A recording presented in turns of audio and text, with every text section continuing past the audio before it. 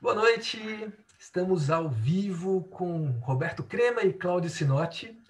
Eles vão falar hoje sobre normose, a patologia da normalidade, sobre pandemia e, enfim, bater um papo sobre as transformações, as possibilidades de transformação dentro desse cenário que o mundo todo está vivendo. Então, Cláudio Sinotti é terapeuta junguiano e escritor. Roberto Crema é terapeuta, psicólogo, antropólogo, escritor e reitor da Unipaz. Eles já estão aqui conosco. Pessoal, Cláudio, Roberto, é com vocês.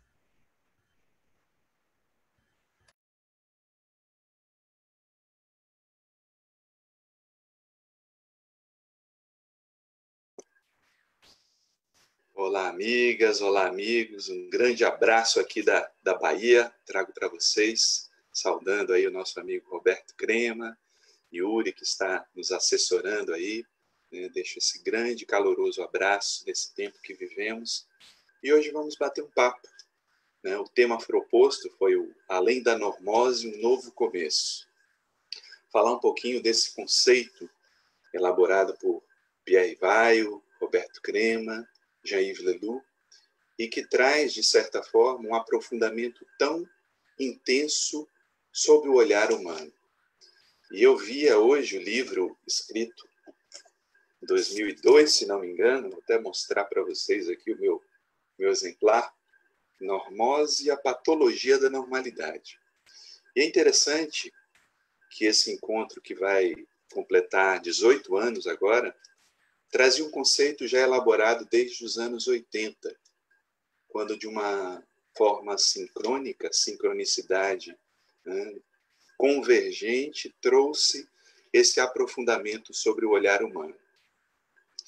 Mas a normose, assim como vemos, é um processo de transformação para nos transformarmos e transcendermos a normose, precisamos de um investimento muito profundo na consciência. E de lá para cá, certamente, outros eventos transcorreram para que o nosso olhar mudasse também. Interessante, Roberto, quando eu vi há pouco tempo uma entrevista de Carl Gustav Jung, que falava a respeito do processo de massificação, e o repórter perguntou para ele estava próximo à sua desencarnação, àquela altura, contava com cerca de 80 anos, e o repórter pergunta para Jung se a massificação iria tomar o indivíduo a ponto dele perder contato consigo mesmo. E Jung teria respondido à época que ele não acreditava naquilo. Ele acreditava que o ser humano, em algum momento, iria tomar consciência de si, através de um processo de crises, através de uma busca consciente. De certa forma, iríamos encontrar respostas. E nesse momento atual, a gente passa por uma grande crise. Uma crise que chama a humanidade para mais profundas reflexões. Então, a partir desse momento que a gente vive hoje, Roberto, olhando lá para trás, tanto para aquele encontro, 18 anos que vocês realizaram aí na Unipaz, mas também lá para os anos 80, quando esse conceito de normose começou a ser formulado por vocês e aprofundado por vocês. O que mudou e o que aprendemos com a normose?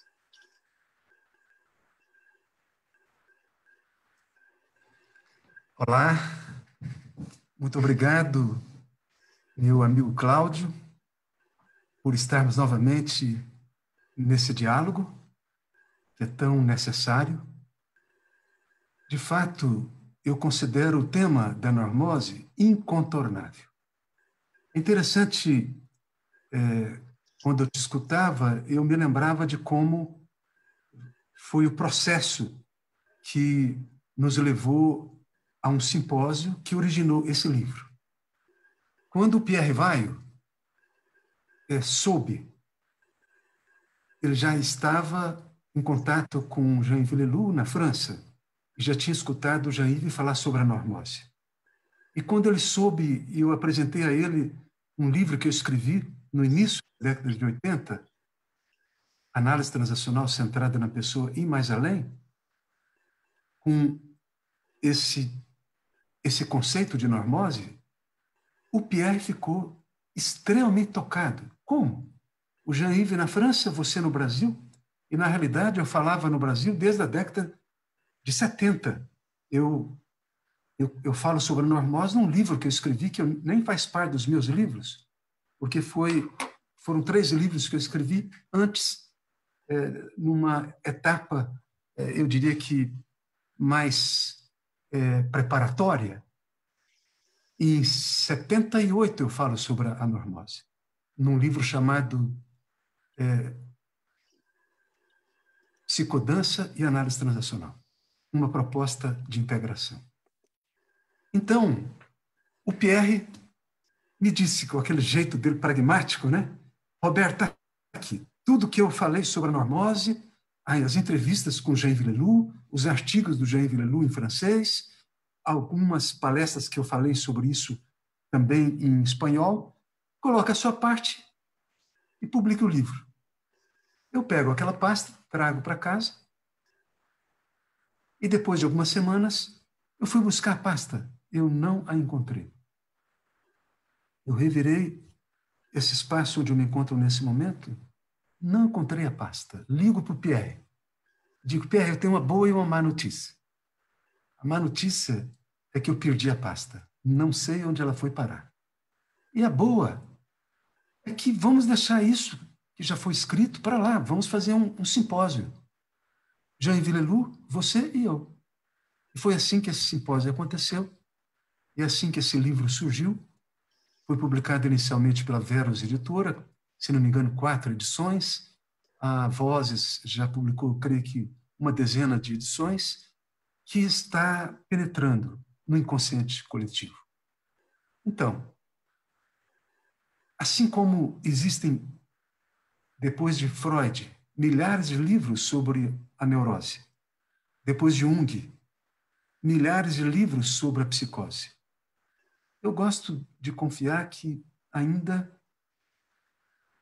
nós estamos nos primórdios, ainda precisaremos escrever centenas de livros sobre a normose. É um conceito extremamente importante para se compreender essa crise na qual nos encontramos enquanto uma família humana passa pela compreensão da normose, que, por um lado, falando de uma maneira muito telegráfica, do ponto de vista sistêmico, é uma adaptação a um contexto, a um sistema dominantemente desequilibrado, violento, desumano, corrompido,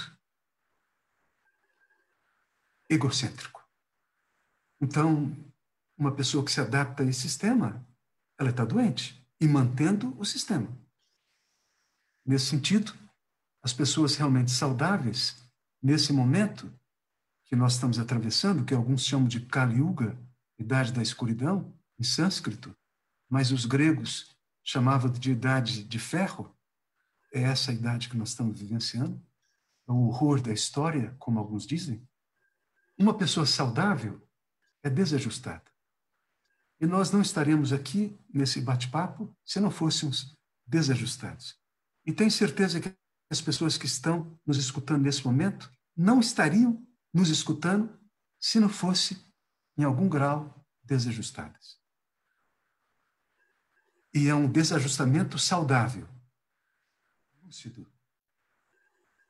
através de sintomas que são nobres, como uma indignação justa, às vezes até mesmo um desespero sóbrio, porque não temos muito tempo para corrigir a rota. E, finalmente, há um capítulo imenso sobre a questão evolutiva implícita no conceito da normose. Ou seja, a normose representa uma estagnação evolutiva. O ser humano, como já dizia Confúcio há 2.600 anos, o que o diferencia de outras espécies é a incompletude, o inacabamento. E por isso Confúcio dizia, o ser humano é o único que necessita de educação. Porque nós não nascemos humanos, nós nos fazemos humanos. E, nesse sentido, a normose se caracteriza por uma falta de investimento, sobretudo no potencial mais propriamente humano. Nós temos investido nos últimos séculos apenas na inteligência cerebral e uma racionalidade tecnicista. E fomos muito bem-sucedidos. Estamos aqui, nesse universo virtual. A tecnociência maravilhosa, que pode ser utilizada, claro, para o bem e para o mal, infelizmente. Então, e quais são esses outros terrenos, além do cérebro? O que foi jogado debaixo do tapete com o racionalismo científico, que é a alma e a consciência. E, nesse sentido, você lembrou muito bem Carl Gustav Jung, que foi no século passado, talvez, na minha opinião, o psicoterapeuta, o psiquiatra e o investigador da alma mais importante, porque ele resgatou a alma profunda. E é preciso ir além da normose como ele fez e como é o nosso desafio nesse momento. É verdade, Roberto, é um grande desafio, né? E quando a gente vê, e eu pensava até historicamente, porque 100 anos atrás nós vivíamos a pandemia da gripe espanhola, que ceifou, fez a passagem de 50 milhões de pessoas. Um pouquinho antes, Primeira Guerra Mundial. A humanidade tinha passado por aquele período de grave crise também. E quando a gente pensa, toda crise ela é uma oportunidade que se abre à transformação. Só que muitas vezes, né, nos iludimos que não é somente uma crise externa que vai transformar o indivíduo, ele precisa também escolher-se para fazer uma transição consciente, aproveitando-se dessa crise. E naquela altura, né, da humanidade, que historicamente foi ontem, 100 anos atrás, nós não termos aproveitado muito bem as circunstâncias, porque logo depois viveríamos também uma Segunda Guerra Mundial, demonstrando que a transformação do indivíduo e da coletividade ela é um longo processo. É uma transição, né? Por isso que também falamos em transição nesse momento, em que parece que um novo portal se abre para a humanidade, também a possibilidade de uma transição. Interessante como o ideograma chinês ele traz a mesma configuração entre crise e oportunidade. Então, certamente, porque muitos perguntam o que estamos vivendo agora, a humanidade vai se transformar? E eu costumo trazer para o próprio indivíduo, na condição de terapeuta, eu pergunto, você vai se transformar? Você vai aproveitar para se transformar? Porque temos escutado muito a questão de como ficará o mundo depois dessa pandemia que estamos vivendo. E eu tenho modificado um pouco esse panorama. Eu pergunto, né, principalmente aqueles que me buscam, como você ficará depois da pandemia? Qual será a sua escolha a partir de agora? Porque vimos noticiado, quando abriram o comércio novamente, a correria das pessoas, porque parece que a normose ela deixa sequelas como se fosse um vício, que fica arraigado na pessoa, e ela se vê, de alguma forma, impelida a voltar para aquele mesmo tipo de comportamento normótico, como se fosse um ponto seguro para se ancorar. E quando, na verdade, nós vemos que é um distanciamento de si tremendo, esse indivíduo que não se conhece, e aí nós fazemos uma ponte até com que Guy Debord já trazia na sociedade do espetáculo. Esse desenvolvimento, esse desenraizamento do indivíduo que gera a ditadura da persona, a ditadura da imagem. Vivemos hoje uma era da imagem muito, muito enraizada. Vale aquilo que eu projeto, vale aquilo que eu coloco nas minhas redes sociais. Vale a imagem que, de certa forma, eu projeto na sociedade com a aparência de um eu que, na verdade, se encontra desconectado. Então, ao mesmo tempo, Roberto, eu vejo que É longo o processo de transformação, estamos falando de uma transição, não é algo simples. Vejo, ao mesmo lado, um portal que se abre, sim. Então, no meu olhar, eu sou tomado de um realismo otimista. Realismo no sentido de não dá para romantizar a saída de um estado normótico. Não é algo que será feito da noite para o dia, nem um curso de final de semana que façamos.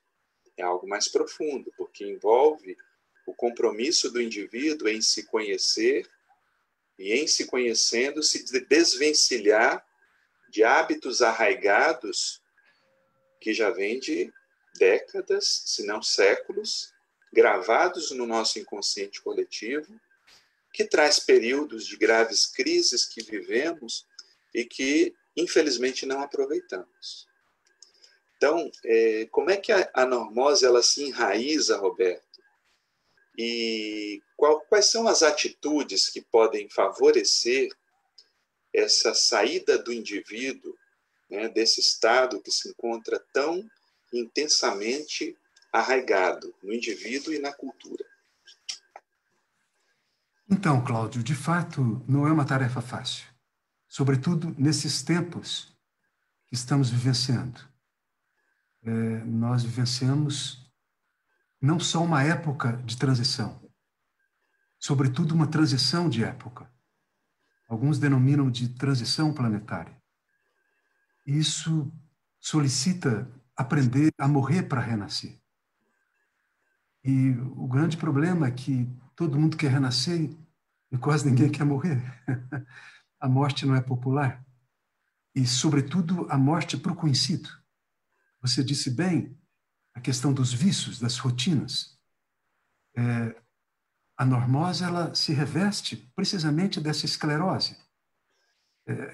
Ela representa uma força de inércia que nos leva às pistas mais fáceis, eu diria aos trilhos, que já estão construídos, que são confortáveis e que são previsíveis.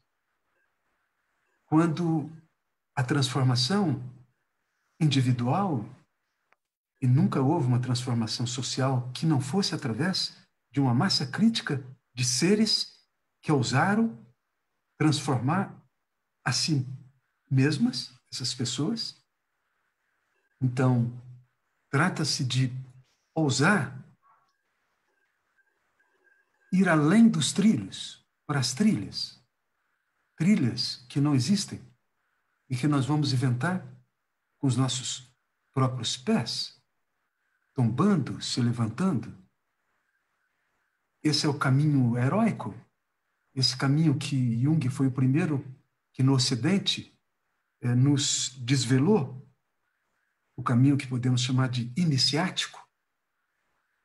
O iniciático que você vai encontrar em todas as gnoses, em todas as tradições sapienciais, ou seja, seres humanos que penetraram em trilhas sob medida, numa floresta fechada e se reinventaram. Então, Jung chamava de individuação. Para o Jung, não bastava a cura dos traumas, embora isso tenha sua importância. Porém, a saúde, o resgate da saúde, é para que a gente possa penetrar em trilhas da individuação, que sempre, através de um movimento labiríntico, da espiral, do externo para o interior, possa nos conduzir do ego, que é esse pacote de mecanismos de sobrevivência, de mentiras que funcionam, do passado que engendra o futuro, para o que ele chamava de self, que é o arquétipo crístico. Ele denominava do arquétipo crístico. Então, não é fácil. E, de fato, nesse momento, nós temos essa vantagem que você se referiu, porque a crise nos sacode. E nós vivenciamos um tempo onde a incerteza está no âmago dos nossos processos, do nosso cotidiano, a ponto de, na física quântica, se falar, através de Heisenberg, no princípio da incerteza. O próprio Edgar Morin, filósofo da complexidade, nos diz que precisamos esperar o inesperado. Nós estamos no coração da incerteza. Quem poderia imaginar, no final do ano passado, que esse vírus minúsculo impactaria a humanidade? Era impensável isso. E veja, estamos aqui, cada um no seu monastério. Aqueles que, evidentemente, são mais favorecidos, que têm uma casa, um teto, um computador, um celular. Há os desfavorecidos, infelizmente a maioria, pela qual cada um de nós tem uma parcela de responsabilidade. Então, esse é um tempo desafiador no sentido mais amplo dessa palavra. É um tempo onde é preciso transgredir essa inércia, que nós chamamos de normose. Tem um arquétipo no coração desse processo de inércia que Jean-Yves Leloup focaliza muito, que é o de Jonas, o arquétipo de Jonas. Porque a normose se caracteriza pelo medo da própria grandeza, o medo do florescimento, o medo da individuação. Essa é a questão. Nós temos medo do nosso melhor. E a normose é aquilo que nos leva para o rebanho da alienação. Vamos ser como os outros. E, no entanto, a tarefa é desvelar um semblante. E nesse sentido, se a nossa tarefa fundamental é essa, a nossa tarefa não é transformar o outro, nem o vizinho, muito menos os familiares. Essa não é a nossa tarefa. Não é preciso sermos psicoterapeutas já com décadas para compreender que a tarefa não é transformar o outro. A tarefa é a de nos transformarmos a nós mesmos. E assim fazendo, podemos dar um testemunho e ser uma inspiração para que outras pessoas também façam. Então, trata-se de fazer da dificuldade o caminho e de ousar, eu diria, para não findar, e de esclarecer para não esclerosar. E é importante quando traz, Roberto, o próprio conceito de individuação, que muitos confundem com individualismo ou individualização. E, na verdade, não. É um processo em que o ser humano se torna pleno das suas potencialidades e faculdades. E o próprio Jung ele fazia uma diferenciação que não é ser perfeito. Individuar-se não é ser perfeito. Porque o ego ele não tem como conceber a perfeição. E o grande desafio era o indivíduo tornar-se quem se é efetivamente, até porque será esse processo de individuação que vai favorecer para que o próprio indivíduo ofereça à sociedade, à coletividade, o melhor de si. Não há como sermos uma peça fundamental nesse coletivo e uma peça de transformação nesse coletivo se não vivermos a nossa vida de uma forma plena.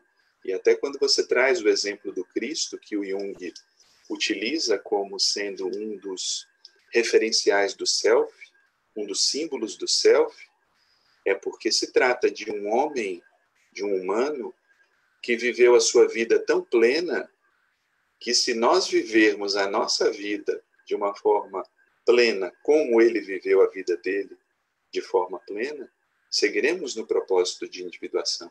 Não é a imitatio Christi, né? A imitação do Cristo, não. É nós, homens e mulheres do século XXI, vivermos a nossa vida de maneira plena, até porque, se não o fizermos, isso será, de alguma forma, projetado nas nossas relações coletivas. E um dos pontos que chama a atenção nessa própria pandemia é a quantidade de desentendimentos entre as pessoas que se relacionam. Chamou a atenção as estatísticas de casais que estão se separando e também da violência dentro do lar. Isso mostra que indivíduos que se relacionam, na verdade, eles estão ainda na polaridade normótica da persona e porque afastados de si não suportam um convívio mais próximo com o outro. E, de certa forma, Roberto, assim, você até já trouxe a resposta alguns anos atrás, quando apresentou o poder do encontro. Essa arte de conviver, que você tão bem traduz no viver com, e que ainda é tão difícil para seres normóticos, que se prendem a uma idealização do que podem ser e ficam distantes do que são efetivamente. Para transcender esse processo, como é que a gente pode resgatar e se apropriar da beleza do poder do encontro? Então, Cláudio, o encontro de fato é alquimia transformacional. E a normose é precisamente a patologia do desencontro. Nós fomos concebidos no encontro. Nós nascemos no encontro.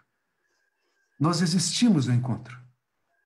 E nós partiremos naquilo que chamamos de morte, que é um rito de passagem, para o encontro. E é triste constatar essa patologia do desencontro. O desencontro consigo, com o outro, com os outros, com a natureza e com o mistério.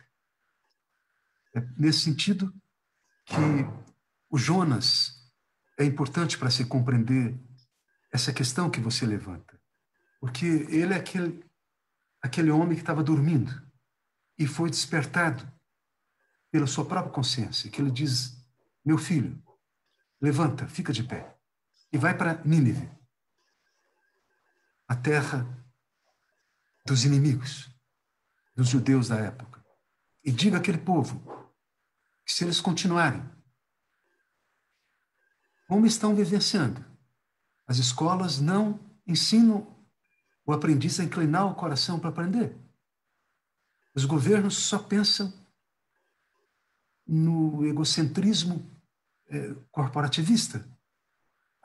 As igrejas são mais instrumentos de se fazer de Deus um latifúndio para se explorar do que um espaço de libertação, de aprender a amar. E os lares são espaços onde as pessoas se desencontram e vivem o seu pior, um campo de concentração. Diga àquele povo que se eles continuarem assim, 40 dias mais, não haverá Nínive. E veja o que é uma escritura sagrada. Isso é Antigo Testamento, são 4 páginas do Antigo Testamento. E, no entanto, é como se fosse um texto simbólico para o nosso momento, hoje. Esse instante, 27 de julho. E Jonas pega um barco e foge para Tarsis, um espaço de descanso dos hebreus da época. E vem uma tempestade. E isso nos ensina que quando nós fugimos da semente vocacional, daquilo que viemos ofertar para a humanidade, para o universo, nós vamos atrair tempestades. Nós vamos atrair pandemias. Vamos atrair provações. Não só para nós, para as pessoas que estão ao nosso lado. E é quando o capitão do navio vai até o porão onde Jonas, que significa Iona, a pomba das asas cortadas, ele está dormindo novamente. O Jonas é esse que tende ao sono da inércia. E o capitão diz: o que você está fazendo aí? Todos nós estamos orando. Qual é o seu Deus? De onde você vem? E é quando, então, Jonas, no momento de sinceridade, afirma: eu sou a contradição. Eu estou fugindo de mim mesmo.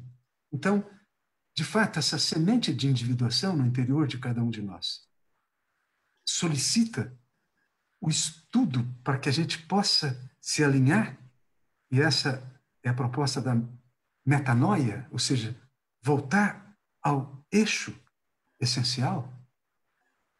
É isso que na tradição hebraica se chama arrependimento. Arrepender é voltar ao eixo essencial. Para que a gente possa compreender o nosso desvio, é muito importante estudar os nossos sintomas, os nossos sofrimentos, as nossas doenças, individuais, sociais e coletivas.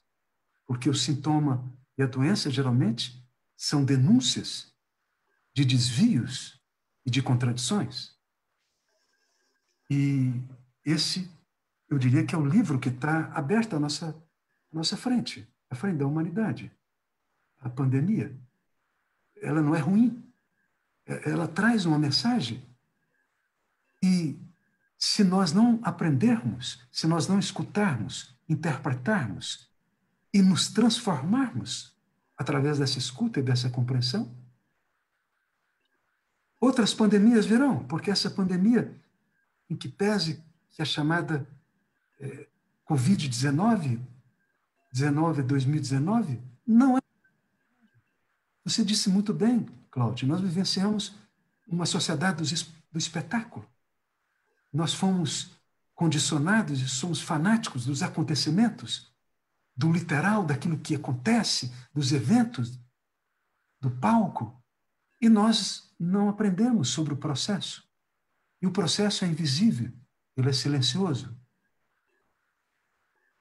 ele é lento e longo. Então, essa Covid foram décadas. Ela é uma pandemia anunciada. Foram décadas. Como você disse, a última, um século. Agora, atraímos no momento em que ela impacta toda a humanidade. Vamos aprender? Eu, como você, não sou otimista e também não sou pessimista. Eu aprendi a confiar, fiar consigo, com o outro, com os outros e com o mistério. Isso eu chamo de arte do encontro. Então, eu aprendi a confiar e sei que uma massa crítica está se formando. Nós estamos no virtual, e virtual vem da mesma raiz de virtude. É uma oportunidade que essa crise nos traz. Sem fronteiras, imagina, você em Salvador, eu aqui em Brasília, e pessoas do Brasil todo conosco. Isso chegou para ficar. Agora, é preciso ousadia, é preciso realmente resiliência, dizer não para o caminho fácil. E que esse monastério no qual nós estamos, de um certo modo, forçadamente, que passe a fazer parte do nosso cotidiano. Esse parar, esse mergulhar em si, que é meditação, que é silenciar a mente. E quando nós esvaziamos a nossa mente, a nossa taça transborda. E haverá uma transformação. E é assim que eu creio que nós poderíamos, ao atravessar esse túnel, pelo menos uma massa crítica das pessoas mais sensibilizadas e preparadas. Pelo menos essa massa crítica, ela será uma força conspiratória que poderá nos levar a um salto evolutivo enquanto uma família humana.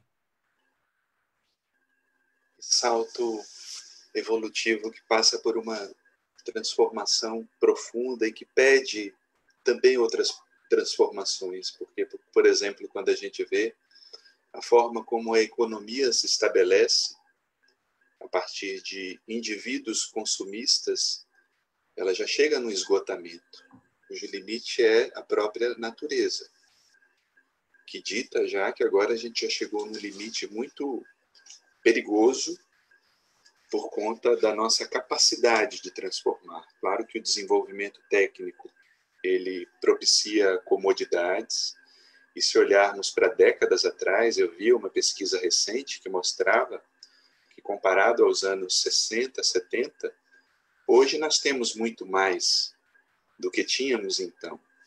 Temos facilidades e comodidades que pensaríamos que traria a tão sonhada felicidade. Só que, por paradoxo, nos transformamos numa sociedade onde a depressão se tornou também pandêmica, onde as notícias de suicídio, que eram raras, chegam cada vez mais próximas, mostrando esse limite de uma construção humana cujo modelo já se mostra esgotado. Então, quando a gente vê uma sociedade de consumo que desrespeita a relação com a natureza e os seus ciclos naturais, que desrespeita os próprios trabalhadores, porque eu quero ter aquele objeto de ponta, mesmo que ele seja um copiado de um modelo original, e o indivíduo normótico ele não está muito interessado na forma como aquele trabalhador se associa e nem a forma como ele explora a natureza. E não olhamos para trás, porque temos inúmeros exemplos disso. As próprias tentações do Cristo, que o próprio Lelou apresenta no livro, A Normose, já falava que nem só de pão vive o homem, propondo uma ponte com o transcendente que alimentasse e, ao mesmo tempo, fizesse com que nos voltássemos para o que é essencial. Uma das reflexões que eu tenho feito nesses tempos de distanciamento, e tenho proposto também aos pacientes, é pensar o que é essencial para você ter uma vida digna. E eu acho que essa avaliação ela pode ser um fator impulsionador de modificarmos alguns padrões que, de alguma forma, alimentam a nossa normose em alguns aspectos, para que a gente fique vinculado e sintonizado com o que é essencial. E, a partir disso, até também possa produzir uma transformação nesse processo coletivo de uma sociedade de consumo, que é uma sociedade paradoxal. Porque, muitas vezes, o indivíduo que vai ao shopping ou aos centros de comércio para consumir, e nenhuma crítica, só uma observação, se ele vai numa postura normótica, ele não se dá conta que ele é consumido naquele local. É consumido por coisas que ele não precisa, que muitas vezes ele compra com valores de dinheiro que ainda nem tem, porque depois da facilidade de crediário, às vezes as pessoas parcelam por reencarnação, né? Você paga por várias reencarnações seguidas. E não se dá conta que esse processo alimenta ainda mais uma normose e um sistema de consumo e próprias economias que são mobilizadas nesse sentido. Então, Roberto, assim, uma das questões que eu acho importante avaliar é como é que a gente pode romper esse ciclo de produção normótica. Essa economia normótica que termina sendo também um fator social que alimenta a normose do indivíduo. Os antigos, e aí eu lembro que essa palavra terapeuta, que é muito importante, a própria Organização Mundial de Saúde, há mais de 30 anos, diz que todos precisamos nos fazer agentes de saúde porque o planeta inteiro está enfermo. É preciso de um mutirão de saúde nesse momento. E é interessante constatar que a palavra terapeuta, ela advém de uma fraternidade, uma tradição hebraica da época de Cristo, que nos foi reportada por Filão de Alexandria, um grande hermeneuta das Escrituras. E da mesma família, tudo indica, dos essênios. Só que os terapeutas eram mais abertos. Eles não tinham o purismo dos essênios. Eles aceitavam pessoas doentes e aceitavam, por incrível que pareça, sendo uma tradição hebraica, mulheres. E nos deixaram um testemunho, se nós temos do lado da tradição greco-romana o templo de Asclépio, onde o médico era um sacerdote e também um filósofo, nós temos esse testemunho vibrante dos terapeutas de Alexandria, que eram ao mesmo tempo filósofos, sacerdotes, médicos, psicólogos e jardineiros. E eles não dividiam o que a própria vida uniu, o corpo, a alma, a consciência e a grande vida, o espírito. Tudo isso foi estilhaçado nos tempos normóticos atuais. E a tarefa do terapeuta, de acordo com Filon, era a tarefa de cuidar, porque o terapeuta não cura. São as forças curativas da natureza, é a própria vida que cura. O terapeuta cuida para que a vida cure. E cuidar, sobretudo, daquilo que é saudável em nós. Nós invertemos. Nós achamos hoje que o terapeuta é quem cuida da doença. Não.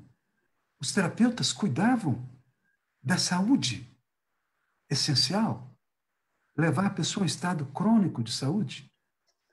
A enfermidade é o fracasso da terapia. É preciso ser cuidado, evidentemente. Mas a profilaxia, a terapia preventiva, já estava há 2000 anos.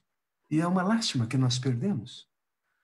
Então, e eles faziam uma interpretação da queda do Gênesis como sendo precisamente quando tombamos da comunhão para o consumismo. É quando deixamos de comungar. Em todas as coisas, o gosto da grande vida é que nós passamos a consumir para tentar preencher uma falta que só o infinito pode preencher.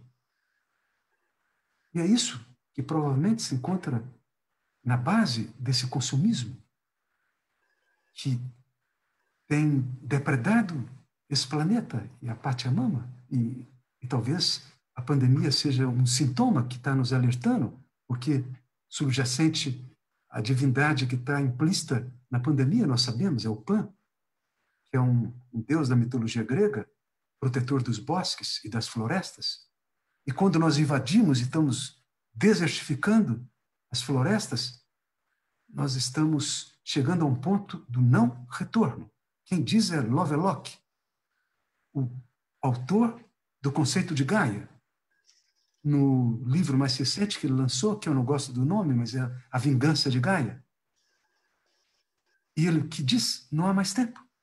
Não há mais tempo para o desenvolvimento sustentável. Talvez haja tempo para uma saída sustentável. Então, essa é a questão. O consumismo denuncia uma falta do essencial, o esquecimento do que Heidegger dizia, o esquecimento do ser. E talvez mais do que isso, a repressão do ser. Um paradigma dominantemente materialista, positivista, utilitarista, que reduz tudo à sua condição de objeto, onde o sujeito se degenerou em objeto, onde nós somos tratados da pré-maternidade até a missa do 7º dia por técnicos, cada um entende o mínimo minimorum, são especialistas, um cuida dessa parte, dessa máquina, o outro cuida dessa máquina, o outro cuida da máquina que a gente chama de psique, o outro do espírito. É uma alienação total, nós somos inteiros. Como dizia Jung, quando você está diante de alguém, esqueça tudo que você aprendeu, jogue na lata de lixo todos os métodos, todas as técnicas. É uma alma com outra alma, é um mistério com outro mistério. Então, eu penso numa história que falam que que é da vida de Sócrates, que ele estava no mercado, estava passando algumas horas no mercado, e um discípulo lhe questionou: mas o que você está fazendo nesse mercado? E ele respondeu: eu estou apreciando todas essas coisas sem as quais eu vivo tão bem. Talvez a pandemia esteja nos ensinando isso. Uma certa simplicidade. Aquilo que na ecologia de ponta se chama de simplicidade voluntária. Existe o conforto essencial, sobretudo para o sul, para os deserdados, e para o norte, a simplicidade voluntária. Supérfluo. E essa pandemia talvez esteja nos ensinando que nós podemos viver de uma maneira mais simples e também de uma maneira mais empática e compassiva. Porque é aí que está a questão da comunhão. A comunhão é essa abertura para o outro, que implica em se transcender a fantasia da separatividade. E quando nós transcendemos essa ilusão da separatividade, que está na raiz, talvez, da normose mais ampla e destrutiva, que Pierre Weiss chamava normose do paraíso perdido. Quando nós somos capazes de, em algum grau, e é lento, é um processo gradativo, é o passo nosso de cada dia. Ninguém chega aí rapidamente, é sempre por um processo de passo a passo, uma peregrinação. Mas na medida em que nós somos capazes de ir além da fantasia da separatividade, nós então olhamos para outra pessoa e estendemos a nossa mão. A compaixão nasce naturalmente, e a fraternidade, a solidariedade, porque o outro é você. Não há a árvore, uma árvore, um riacho, é uma parte nossa. Nós fazemos parte da totalidade, somos um átomo de um universo vibrante. Isso nós podemos falar a respeito a partir da física atual e podemos também falar a partir da tradição de sabedoria. Ou seja, trata-se de evoluir do consumismo para a comunhão. Isso nós logramos em trilhas com o coração. Porque, em verdade, somos consumidos pelo que pensamos consumir. E isso gera consequências desastrosas para a natureza, que, por sua vez, somos nós também. O problema é o que você trouxe, a separatividade, ela traz a ilusão de que eu apenas sou usufrutuário. E aí nos enraizamos nesse poder do ego, o ego doentio, o ego desestruturado, o ego desconectado do self, que acredita que as forças da natureza estão para servi-lo, quando a natureza também é um convite para nos tornarmos conscientes. Ela fez sua parte até estabelecer aquele ponto da consciência em que o indivíduo deve caminhar lado a lado das forças da natureza. E hoje nós vemos essa perda do encanto que os nossos ancestrais indígenas traduzem de uma forma tão bela, e aprendemos tanto com o Cacaverá e outros representantes da cultura indígena, desses tantos povos que habitavam aqui, deixaram esse arquétipo da vida em sintonia, em harmonia com as forças maiores, cujos rios eram tios, pais, avós, cujas estrelas eram mãe, eram parentes próximos. E o interessante, ou o paradoxal, é chamarmos esses povos de primitivos no sentido pejorativo, sem entender que eram povos primeiros e por isso traziam uma conexão mais próxima da consciência, e estabelecermos uma separatividade tão perversa que ocasiona que tenhamos cidades cujo verde vai escasseando cada vez mais. É curioso, Roberto, que aqui nós temos um bairro chamado Caminho das Árvores e que você não vê mais árvores. Então, que tal ponto? A que ponto chegou a nossa normose? E eu lembro de uma história que eu ouvi com Cacá Verá, que certa feita, levaram 2 representantes da ancestralidade indígena para uma grande metrópole, porque iriam participar de um encontro. E eles teriam passado por um mercado, um supermercado com vários itens, e lá chegando, ao lado, na porta do mercado, tinham pessoas passando fome.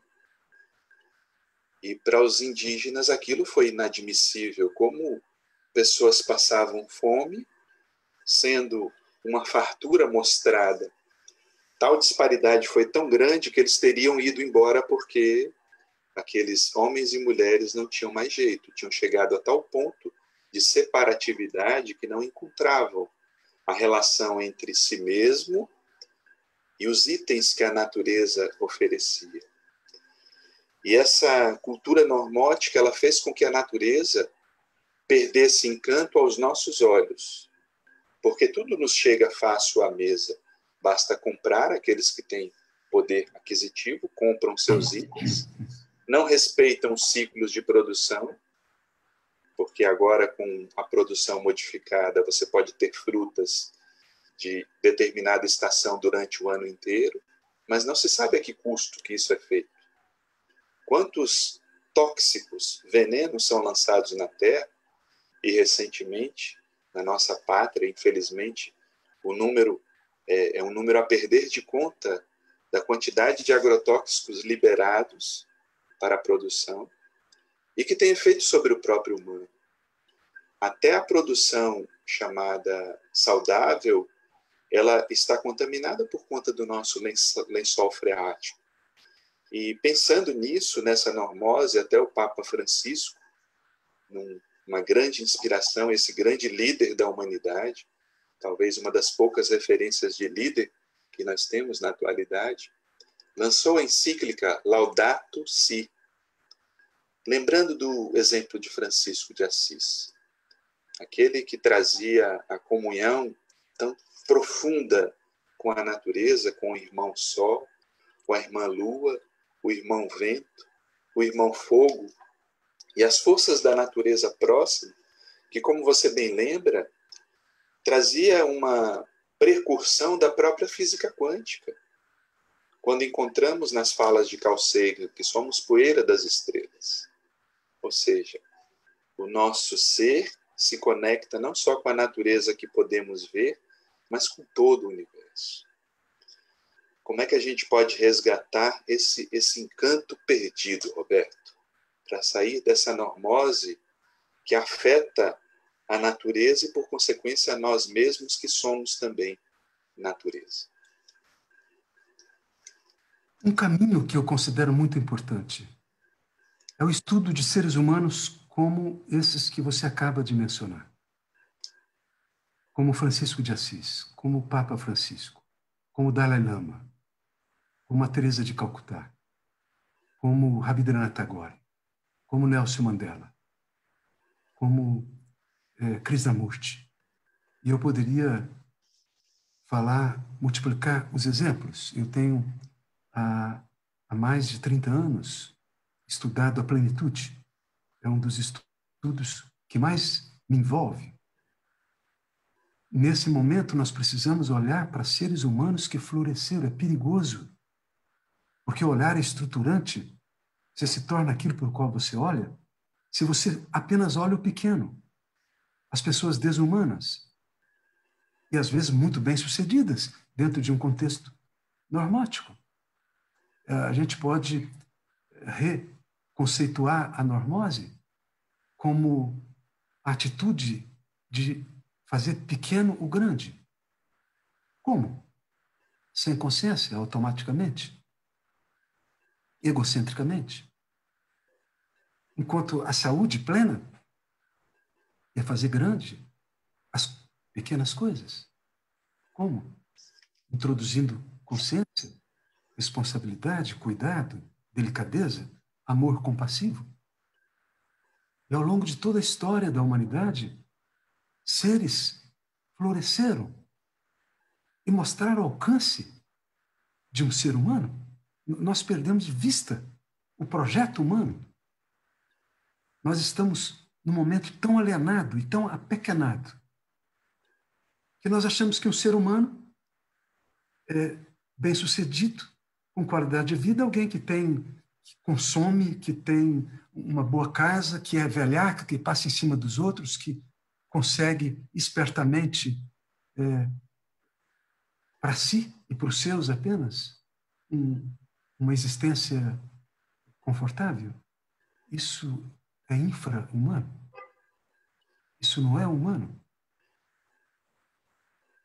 E nas escolas, eu creio que nas escolas que estão já surgindo, será um dos programas mais importantes. Não é aprender geografia, história, embora isso tenha a sua importância, mas nós podemos encontrar isso no mundo virtual. As lições mais importantes são as lições dos testemunhos de seres humanos que, apesar de tudo, floresceram ao longo de toda a história da humanidade. E olhar para esses símbolos, para esses mitos, porque quando uma pessoa consegue penetrar em trilhas e ousa correr o risco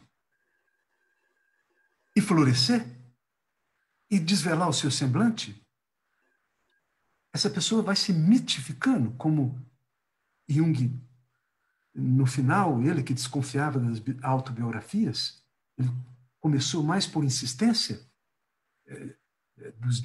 das discípulas, e de repente ele se viu tomado e escreve aquelas páginas extraordinárias, reflexões, sonhos, memórias.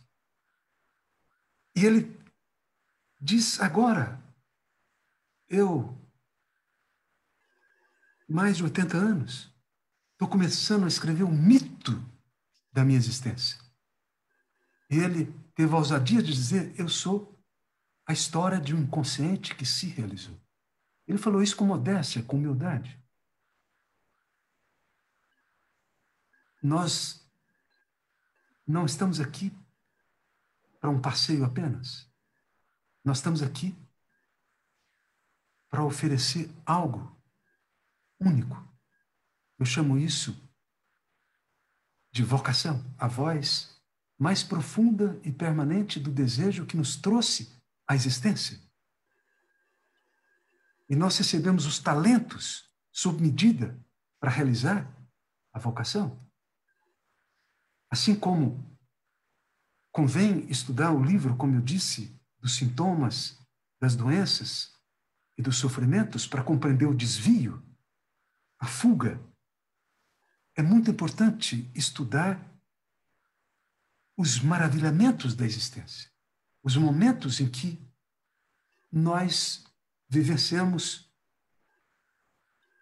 uma plenitude, quando a taça transbordou, quando todos os sinos tocaram na catedral da nossa existência. É a pergunta que eu sempre fiz para os meus filhos, para as pessoas que me procuravam no consultório: o que te faz arrepiar? O que te traz encantamento? Isso é fundamental, é uma pesquisa. Vai atrás do que te faz arrepiar. Porque na normose, nós temos uma concepção, eu diria que absolutamente alienada do trabalho. Nós trabalhamos para ganhar dinheiro. Isso é uma existência perdida, vendida, traída. E com a pesquisa da vocação, nós podemos vivenciar uma outra atitude, que é nós ganhamos dinheiro realizando a nossa tarefa. Quando minimamente você se recorda do que você veio trazer? Qual a história que você veio contar e que só você pode contar, ninguém poderá contar por você? O mistério conspira a seu favor. Chegarão as pessoas, as sincronicidades, e as portas irão se abrindo naturalmente. E nós, passo a passo, temeremos menos e amaremos mais, porque o oposto do amor é o temor. Até que a existência passa a ser uma dança, passa a ser um poema que nós oferecemos. Pode ser algo muito simples. Não estou falando de grandes tarefas, não. Uma tarefa que pode ser muito simples. Então, isso, Cláudio, eu considero muito importante nesse momento. Se inspirar em seres humanos que floresceram. Se rodear desses símbolos. Porque, como eu disse, nós nos tornamos aquilo por qual olhamos, aquilo que evocamos e aquilo que amamos. É uma lei. E aquilo que nós estamos alimentando em nós nesse momento, nesse preciso instante, é o que seremos no nosso devir. E isso é muito importante e traz à tona também uma outra questão que eu acho que vale muito. Aqui devemos ter muitos terapeutas e também aqueles que buscam terapia. E eu li algo muito interessante há poucos dias de Murray Stein, que é um psicólogo junguiano, e por sincronicidade encontrei a mesma ideia também em Lelou, no livro de vocês, que fala do papel do terapeuta e da própria terapia. A terapia não pode ser somente um lugar de ajustamento do ego, que você vai trabalhar seus conflitos, seus complexos e dores familiares para você se ajustar à sociedade. A terapia não pode ser somente um processo para aumentar a sua autoestima, se você ainda continua com sua arrogância, com seu orgulho e com sua vaidade. A terapia tem que trazer à tona e estimular esse florescer, essa busca de propósito, e tem que questionar também a visão de mundo do indivíduo. Porque no momento que a gente chegou agora, chegou a tal esgotamento, que toda ação que promova o indivíduo tem que fazer com que ele se volte também para verificar como a sua ação vai interferir na coletividade que está ao redor. Porque mostra-se extremamente perigoso. Indivíduos normóticos, bem ajustados à sociedade e com autoestima, e que algumas linhas produzem, né, sem criticar nenhuma específica, mas de olhares normóticos, e que a gente tem que de alguma forma se policiar e se vigiar para não proliferar esse processo. Algo que eu vejo com preocupação são esses treinos de comportamento para atingir determinadas metas e que vão tomando também o campo da psicologia, sem irem na profundidade, sem se preocuparem com esse florescer, esse desenvolver do indivíduo, que eu acho que, e nesse ponto, a Unipaz retrata muito bem a preocupação nesse caminhar transdisciplinar, nessa proposta de caminhar por olhares diferentes, divergentes, às vezes aparentemente divergentes, mas que convergem para um propósito mais amplo. Então, Roberto, quais são as palavras para esses terapeutas e também para os pacientes que buscam a terapia agora, para que não se transforme apenas num processo de busca de autoestima, mas que vá além disso? Isso é muito importante, Cláudio, porque, de fato, se o ego é necessário, e nós precisamos desenvolver um bom ego, enraizado na matéria e na sociedade, o encapsulamento no ego é o fracasso iniciático. É o que eu traduzo dizendo que o ego é a lagarta, o self é a borboleta e a crisálida é o caminho. É por isso que não há respostas e não existem métodos terapêuticos que possam ser aplicados para todas as pessoas. Por isso que dentro de um desabrochar da atitude terapêutica, eu vejo nitidamente 3 etapas. A primeira é uma etapa da imaturidade, quando nós respaldamos em metodologias, em técnicas, em escolas. É importante. É importante para evitar o risco do autodidatismo, aprender com os mestres, aqueles que nos antecederam. O problema aí é a pessoa naufragar. E, então, morre o sujeito, vegeta a criatura. E a pessoa fica como aquele boiadeiro no Dhammapada budista que só conta o gado alheio. E aí prevalece a cama de Procústo da mitologia grega.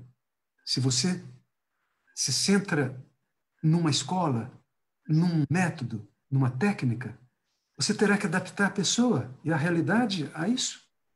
Infelizmente, essa imaturidade ainda é dominante. E há aqueles que se adentram na segunda etapa, que é centrada na pessoa e no problema. É quando você já atravessou a etapa da insegurança, quando você então não tem mais que apresentar o seu poder técnico, a sua sabedoria metodológica, quando você deixa essas bobagens e quando você olha para outra pessoa e apresenta a outra pessoa a ela própria. É interessante que na primeira etapa o terapeuta se apresenta a outro e apresenta a sua técnica e se vende. Isso é insegurança. Temos que ter paciência. Todos passam por essa etapa, mas que ela seja transcendida e que possamos chegar no outro, que possamos devolver o outro para si mesmo, para que ele possa encontrar lá onde ele coloca a sua questão, a resposta. E durante muito tempo eu considerei que essa era a etapa final. Foi quando, em 1981, eu conheci Pierre Weil. Ele me apresentou para os Himalaias do Ser, para a psicologia transpessoal. E então eu precisei cunhar uma outra etapa, que é a holocentrada. Quando você, sim, você olha para outra pessoa, você tem técnicas, sim, você tem métodos, mas não são os referenciais. O referencial é o instante.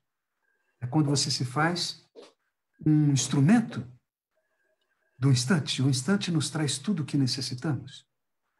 Mas isso pressupõe uma mente silenciosa. Porque todo método, toda técnica, adveio de um momento de compreensão, de abertura.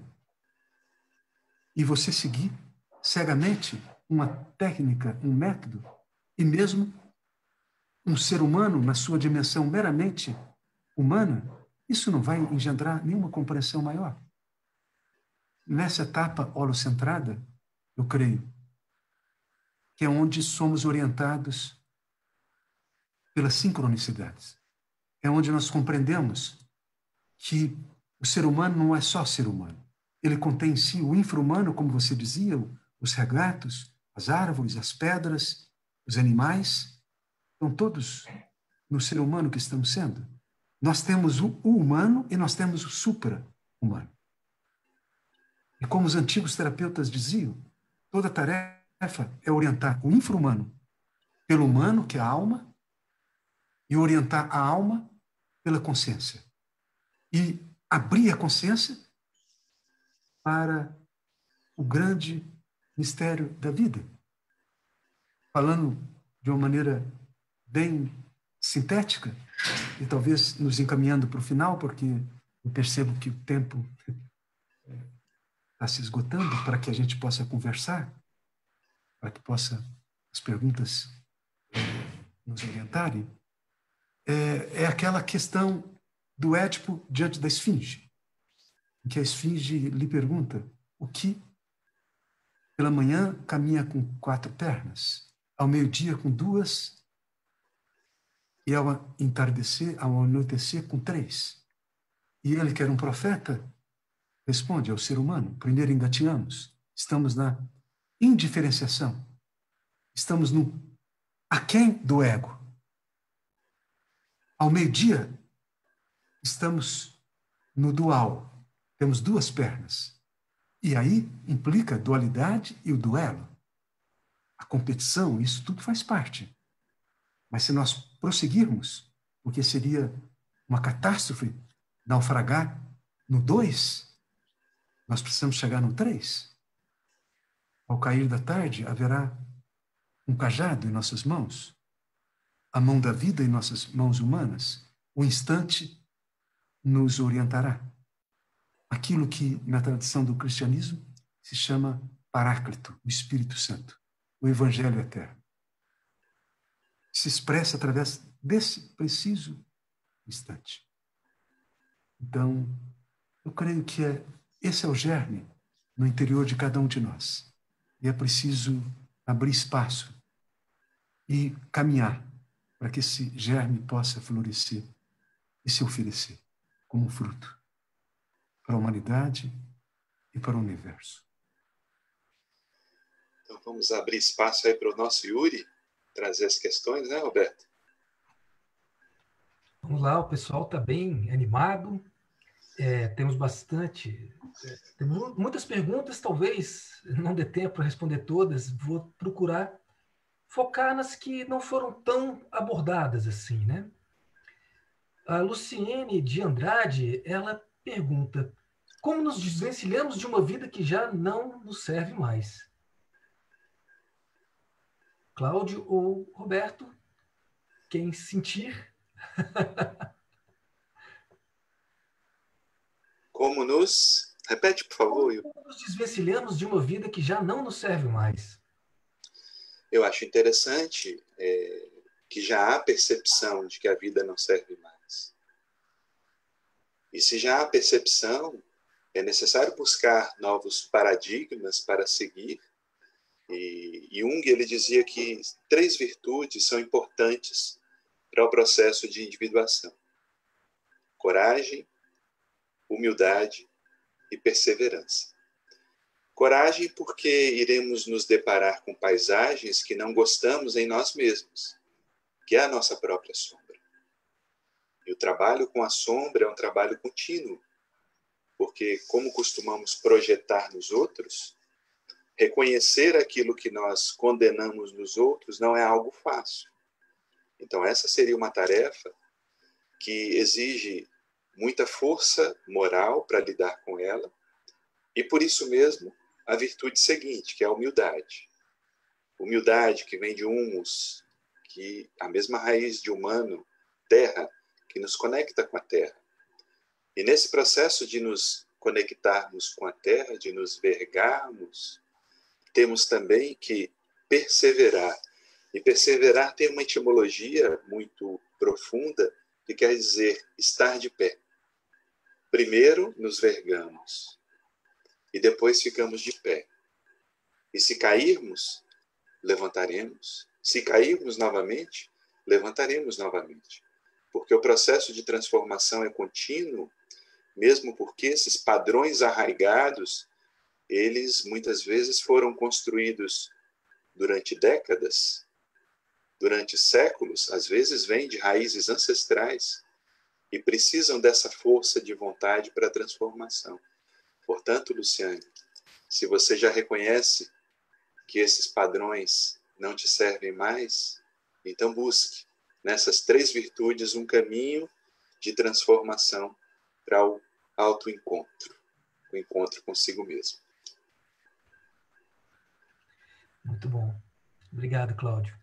Roberto, a Maria Mel Pereira pergunta, de Barcelona, pergunta se você poderia falar um pouco mais sobre o paradigma transdisciplinar holístico que une a ciência e a consciência. Mais precisamente sobre como se daria a união entre a ciência e as tradições espirituais. Para ela, essa utopia realizável é muito abstrata ainda. Maria Mel. Maria Mel, que nome lindo. Então, Maria Mel, de fato, a transdisciplinaridade, ela é recente. Ela, pela primeira vez, essa palavra foi pronunciada por Jean Piaget, em 1970, num congresso interdisciplinar. E ele, como um profeta, indagou: não será um momento para o transdisciplinar? E, no entanto, foi na década de 80, sobretudo com a Declaração de Veneza, onde uma assembleia de representantes notáveis das ciências, das filosofias, das artes, das tradições espirituais, se reuniram para falar sobre um tema comum: a ciência diante dos confins. Era a constatação de que, se a ciência não começasse um premente diálogo com outras formas de conhecimento, ela apenas poderia apressar o descaminho e a impossibilidade de novas gerações através da aplicação irresponsável da própria tecnociência. Foi quando, então, surge, sobretudo através de mentores como Bazará Nicolescu, como o Edgar Morin, mas também Pierre Vaillant, também Jean Villeneuve, a Unipaz nasceu com essa utopia, como você disse, realizável, de uma aliança entre a ciência e a consciência. Porque não é difícil constatar que a consciência nós vamos reencontrá-la nas tradições sapienciais, milenares. Por um lado, na ancestralidade dos povos originários, sobre os quais Cláudio nos lembrava. E, por outro lado, as tradições sapienciais do Ocidente e do Oriente nos oferecem mecanismos sofisticados de desenvolvimento da consciência, da dimensão noética, a consciência da consciência, a consciência aberta à mente silenciosa. Isso é uma metodologia que precisamos desenvolver. Há 33 anos estamos fazendo isso no Brasil. Já criamos uma massa crítica considerável. Também fomos para Portugal, para a França, para a Bélgica.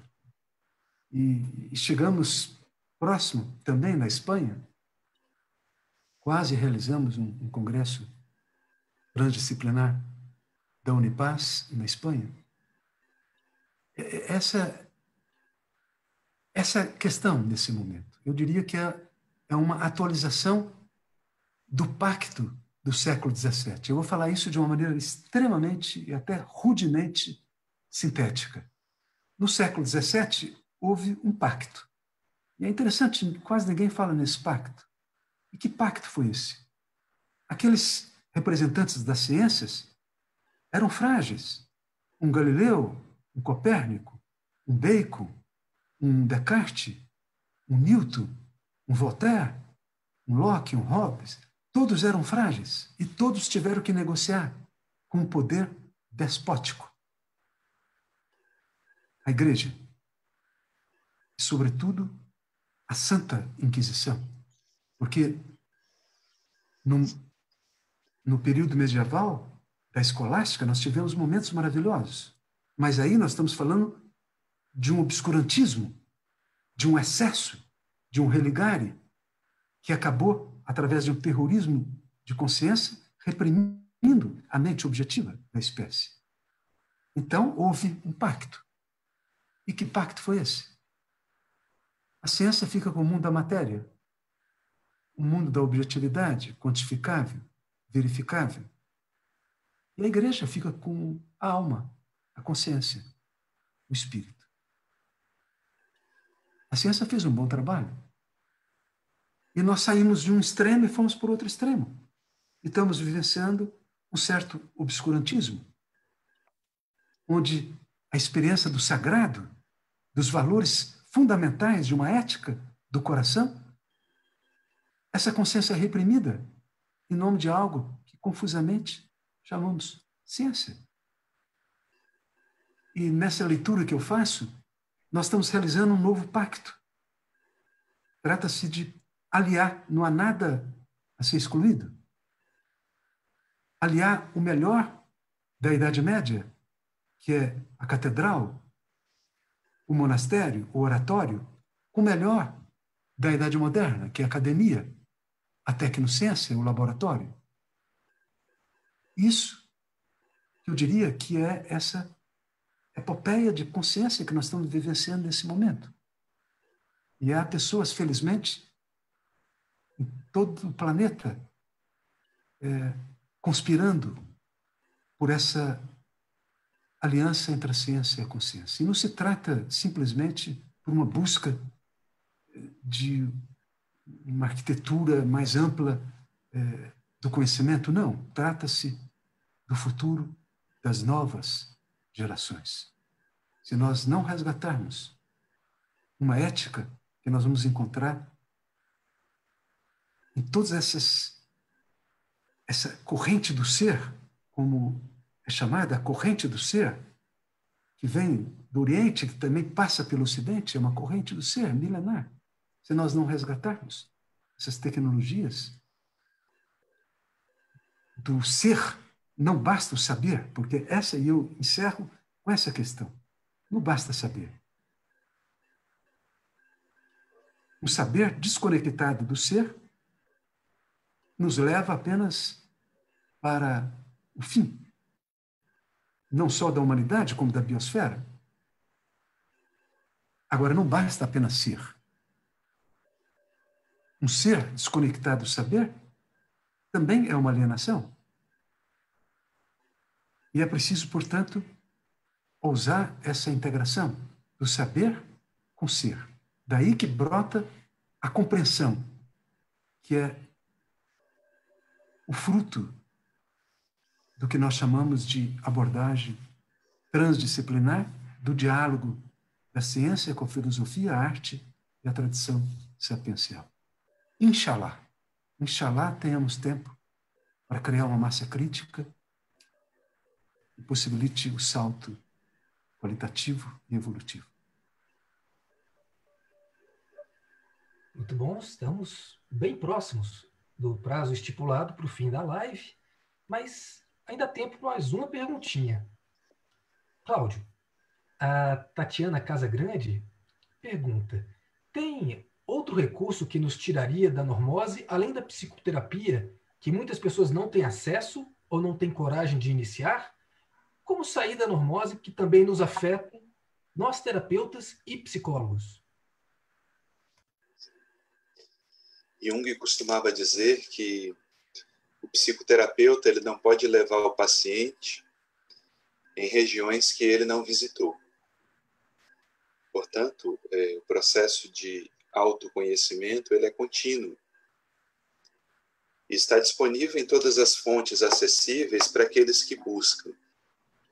Você pode encontrá-lo no silêncio. Você pode encontrá-lo na catedral. Você pode encontrá-lo fazendo as suas atividades usuais, desde que tenha um olhar consciente. Dizem que certa feita perguntaram para o mestre: mestre, como é que o senhor se iluminou? E o mestre teria dito: comendo e dormindo. E aí o discípulo olhou para ele: mas mestre, todos comem e dormem. E ele disse: é verdade, mas nem todos comem enquanto estão comendo e nem todos dormem enquanto estão dormindo. Ou seja, é o olhar consciente que faz e que promove o processo de transformação. Claro que se puder ser acompanhado por uma psicoterapia, melhor. E hoje tem várias disponíveis a baixo custo e até de forma gratuita, mas mesmo que a pessoa não encontre, ela tem à disposição a própria consciência de pensar na vida e repensar aquilo que ela já pode transformar a partir de um olhar consciente. Por isso que a principal mola de transformação, ela é a vontade, o querer. não querer do ego propriamente, mas é aquele ego que se conecta com o self, que já traz íncito o impulso da individuação. O self, ao mesmo tempo que ele é totalidade, ele é um arquétipo que nos impulsiona para que a individuação aconteça. E se a gente estiver atento, a todo momento o universo encaminha seus símbolos. O que estamos vivendo agora, enquanto coletividade, é um símbolo. A pandemia é um símbolo. Mas, além desse símbolo coletivo, somos invadidos por esses símbolos da natureza, uma folha que cai, é um cachorro que late, é o vento que passa, é uma mensagem que nos chega, é um encontro que temos que nos revela algo, desde que estejamos com olhos abertos para trazer o encanto.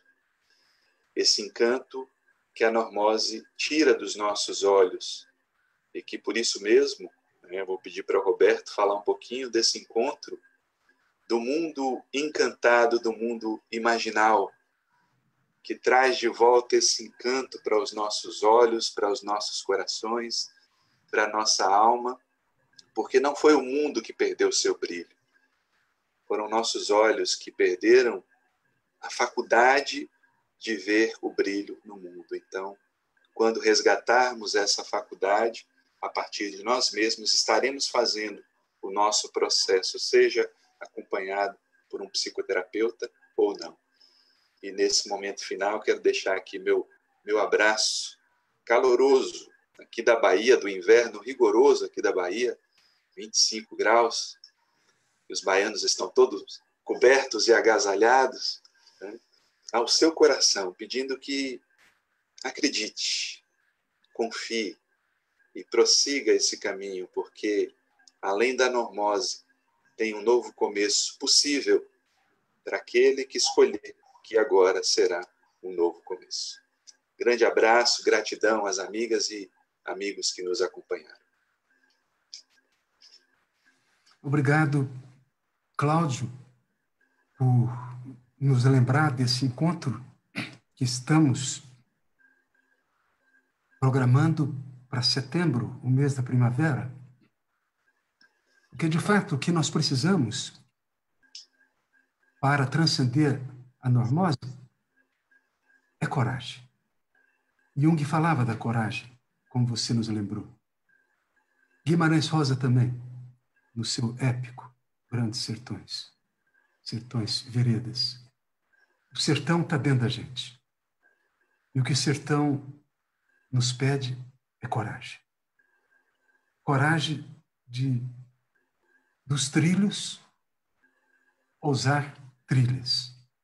Isso, às vezes, nos solicita o confronto com a solidão, a solitude, melhor do que solidão. E é interessante que 50 anos antes da Declaração de Veneza, um grupo de solitários, de seres muito nobres, que confrontaram todos os academicismos normóticos da época, se reuniam em Eranos, no círculo de Eranos, ao lado do Lago Maggiore, perto de Ascona, fronteira de Suíça, Itália, para em torno do gênio tutelar de Carl Gustav Jung. Eles se encontravam uma vez por ano. Eram grandes, expressivas notoriedades do mundo da ciência, da filosofia, da arte e da tradição espiritual. E Jung tinha um cuidado para não transformar o círculo de Eranos apenas no estudo da psicologia complexa. Ele tinha essa nobreza. Foi lá que ele se encontra com Henrique Urban, do Mundos Imaginários, com Scholem, da Cabala, com Gilbert Durand, da antropologia do imaginal, com James Hillman, da psicologia arquetípica, mas também com Suzuki, também com representantes do mundo da investigação dos mitos, como Joseph Campbell, representantes da física quântica, como Pauli, e muitos outros. Isso aconteceu durante 70 anos. Começou na década de 30. E foi uma mulher que estava à frente, Olga Froben. Uma mulher de um valor extraordinário. E quem batizou de Eranos foi o grande Rudolf Otto, que nos falou sobre o sagrado como o luminoso, aquilo que ao mesmo tempo nos encanta e nos espanta, nos traz a luz e a sombra. E Eranos era um banquete no sentido platônico, onde cada um ia levando algo para a mesa comum. E o que nós estamos buscando no Planalto Central é vivenciar o espírito de Eranos. Porque foi Henri Corbin, e eu vou falar extremamente de uma maneira sintética, porque aí está todo um continente enorme, lindo, vasto, sobre o qual nós estamos falando desde o início. Todo esse mundo arquetípico, que é o mundo intermediário, o mundo dos imaginários, é precisamente o mundo dos arquétipos. Seja lá o que for, o que chamamos de Deus, nos escapa infinitamente. Ninguém jamais viu Deus, como ninguém jamais viu o sol face a face. Nós apenas recebemos essas energias, como dizia Filon de Alexandria. E essas energias são as qualidades, são os nomes, são os arquétipos desse mistério. E é nesse sentido que o imaginal, nesse momento que nós estamos vivenciando, para que seja possível um novo começo, esse é um conceito de uma irmã, Lídia Rebouças, da reitoria da Unipaz, para não utilizar essa palavra novo normal, que o novo normal corre o risco de se tornar uma nova normose. O novo começo solicita a morte para o conhecido e minimamente um renascer para o desconhecido. E o imaginal é incontornável, porque o imaginal é essa fonte de criatividade. Por isso, William Blake, por exemplo, dizia sobre Jesus, a imaginação. A imaginação criativa é o mais poderoso em nós. O próprio Einstein aceitava isso. A imaginação criadora. E ela solicita essa mente silenciosa, noética, isso que Aristóteles, Platão, depois Plotino, chamará de nous. Plotino falou de uma maneira extraordinária. Ele fala desse uno que está além das polaridades, o uno, a coincidente opositório, aquilo que está além de qualquer conceito, aquilo que nos escapará, que é o inefável, é o Deus absconditus. Ora, o uno, porque aí nós estamos na teoria das emanações, que vem de Platão, e que Plotino descreveu isso de uma forma magistral, do uno, nous. E nous é como o sol. É a mente contemplativa, a única capaz de se conectar com esse mundo arquetípico, esse mundo intermediário, e que é o pai da alma, que é a dimensão lunar, que recebe esse sol de nous, mas que é do imaginário. Enquanto nous é imaginal, a alma, a psique, é o imaginário, que é a mãe do corpo, de soma. E aí nós temos essa holoarquia do mistério, a nous, essa dimensão do imaginal, que engendra a alma, que engendra o corpo, nessa ordem. E nós estaremos em setembro, do dia 4 à noite até o dia 7 de setembro, véspera da primavera, da primeira verdade, trazendo o espírito do círculo de Eranos.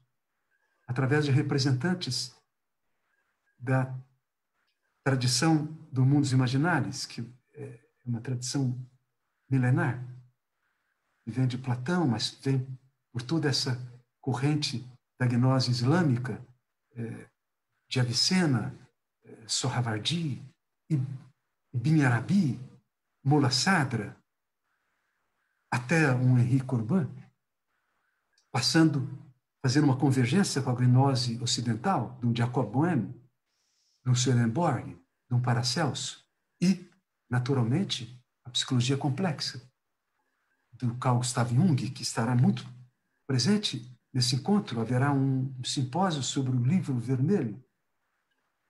É seminal, a obra seminal. Ninguém vai conhecer Jung se não começar pelo Livro Vermelho. Mas haverá representante de James Hillman, o Barcelos, que é o grande intérprete de James Hillman no Brasil, que o conheceu pessoalmente, vai estar conosco. Como Patrick Poe, da alquimia, como muitos outros, não vou continuar citando, mas o Tom Titan, que é quem introduziu mundos imaginários nos Estados Unidos, é uma das pessoas que mais conhece Henri Corbin, e também James Hillman, e também Carl Gustav Jung. Ele escreveu um livro preciosíssimo, O Mundo como Ícone. E o Jean Villelou estará falando a partir da sua poiesis crística, porque ele é um intérprete da sabedoria e da gnose de Cristo. E é a forma muito sincera de lhe convidar e de sugerir que você nos ajude por esse combate pelo resgate da alma do mundo, porque se chama Encontro Imaginal, o resgate da alma do mundo. Se nós estamos nesse momento tão crítico, com essa pandemia nos envolvendo, é porque nós perdemos a alma do mundo. E é preciso combater por essa alma. E aí nós estamos falando do bom combate, como a confraria dos fiéis do amor, do Ruth Berran de Shiraz, o próprio Dante Alighieri. Todos nos convocavam para um combate, o combate pelo resgate da alma do mundo e para que haja futuro para as novas gerações. Você é nosso convidado, é nossa convidada. www.encontroimaginal.com.br. Até lá. Muito bem, chegamos ao final dessa live maravilhosa. Muito obrigado, Cláudio. Muito obrigado, Roberto. Vocês foram incríveis, incríveis. É sempre uma delícia escutar vocês. E se você gostou dessa live, eu acho que você vai gostar muito desse encontro que vai acontecer agora no dia 8/8, que vai constelar Lama Padma Santen, Lídia Rebouças, Lia Diskin e Roberto Crema, para falar sobre um novo começo, desafios da transição, 4 pontos de vista sobre o recomeçar. É um mini curso online da Unipaz EAD.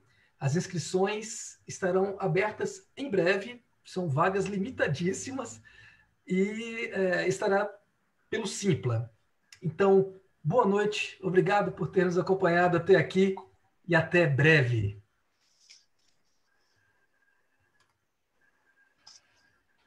Viva Roberto, Yuri! E aí, Viva! querido, ficou bom?